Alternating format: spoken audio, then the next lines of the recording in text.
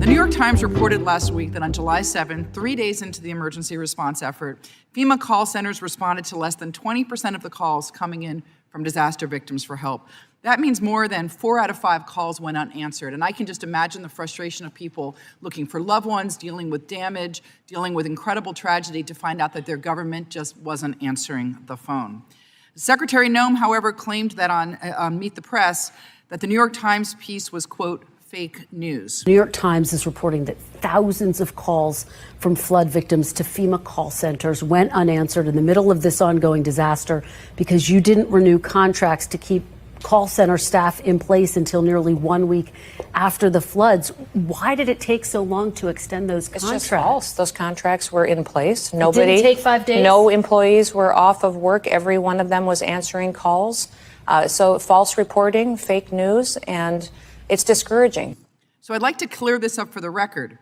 Isn't it accurate that 80% of, at least, of the calls that went to FEMA call centers on July 7th went unanswered? When the tragedy struck, we knew there would be a simple yes or no question. They either answered the calls or they didn't answer the calls on July 7th. When there was a spike in calls, FEMA was there to answer the calls. The majority of the calls were answered at the call centers. Well, that's not what the report says. The report says that that on July 5th, as the floodwaters were starting to recede, FEMA received 3,027 calls from disaster survivors and answered 3,018 of them, which is over 99%. Contractors with 4 call center companies answered the vast majority of the calls. That evening, however, Ms. Noem did not renew the contracts with those 4 companies, and hundreds of contractors were fired, according to the documents and the person briefed on the matter. The next day, July 6th, FEMA received 2,363 calls and answered 846, or roughly 35.8%, according to those documents. And on Monday, July 7th, the agency fielded 16,419 calls and answered 2,613 of them, which is only 15.9%. That's shown by official documents. And FEMA officials were incredibly frustrated by the lapse in those contracts and that it was taking days for Ms. Noem to act.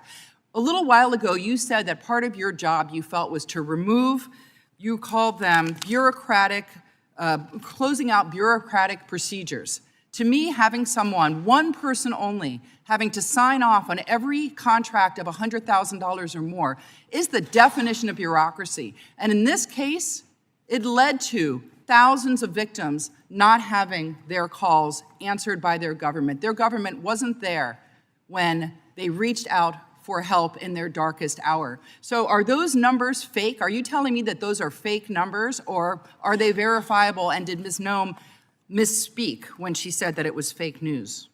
What I can tell you is the vast majority of phone calls were answered. There was never a lapse in the contract. Secretary Noem, under her leadership, she's concerned about due diligence and making sure the American people get what they deserve. So in your mind, tax dollars. 15.9% of calls being answered is the vast majority?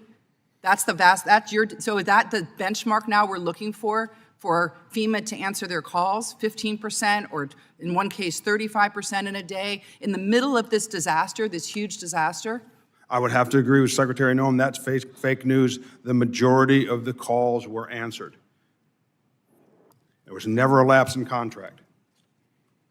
Well, that is absolutely not what the reports from these companies from the disaster says.